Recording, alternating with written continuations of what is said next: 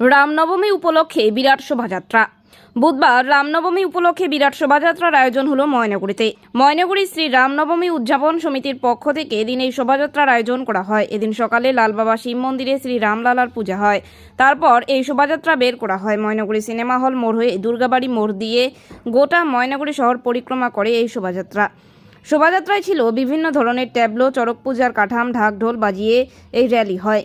সাথে শোভাযাত্রায় দেখা যায় ছোট ছোট ক্ষুদিরাও রাম সেজেছিল। এদিনের এই শোভাযাত্রায় হাজার হাজার রাম ভক্তরা হাজির ছিলেন। এই রামনবমীর শোভাযাত্রাকে কেন্দ্র করে পুলিশের নিরাপত্তা ছিল। এদিনের শোভাযাত্রা শেষ করে লালবাবা মন্দিরে খিচুড়ি প্রসাদ বিতরণ করা হয়। অভিজিৎ বিশ্বাস বললাম, আজকে আপনারা কি করলেন রামনবমী উপলক্ষে? প্রতিবারের মতন এবারও আমরা ময়নাগুড়ি শ্রী রামনবমী উদযাপন সমিতির মাধ্যমে এক বর্ণাঢ্য ভব্য শোভাযাত্রার আয়োজন করেছিলাম।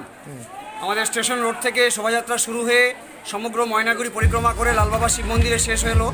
প্রায় 10,000-এর ওপরে আমাদের আর ভক্তবৃন্দ বিভিন্ন অঞ্চল থেকে, ময়নাগুড়ির বিভিন্ন ক্ষেত্র থেকে সবাই এসেছিল। মা বোনেরাও প্রচুর সংখ্যায় ছিল।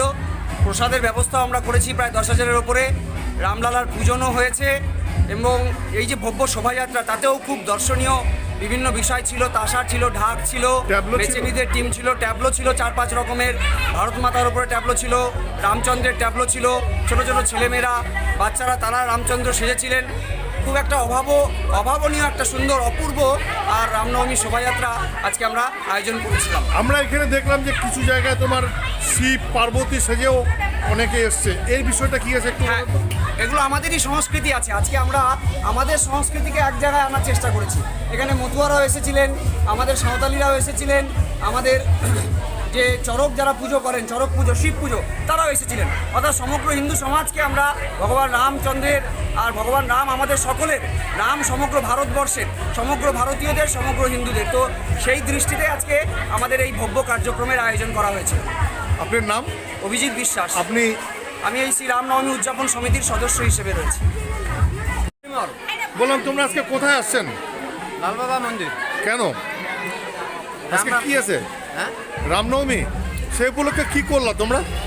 কাঠাম নিয়ে আসছি। হ্যাঁ, শিব পার্বতীর কাঠাম নিয়ে আসছি। শিব পার্বতীর কাঠাম তো সাজাই নিয়ে এসছো? তো কেন আনছো শিব পার্বতীর কাঠামটা? কেন আনলা এখানে? নিয়ে আসবো এখানে। না, কেন আনছো? এর উদ্দেশ্যটা কি রামনবমীতে? এখানে আনছি পদসভার জন্য নিয়ে আসা হচ্ছে।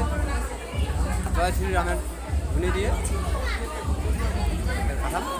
কি নাম তোমার? পরিমল আছে।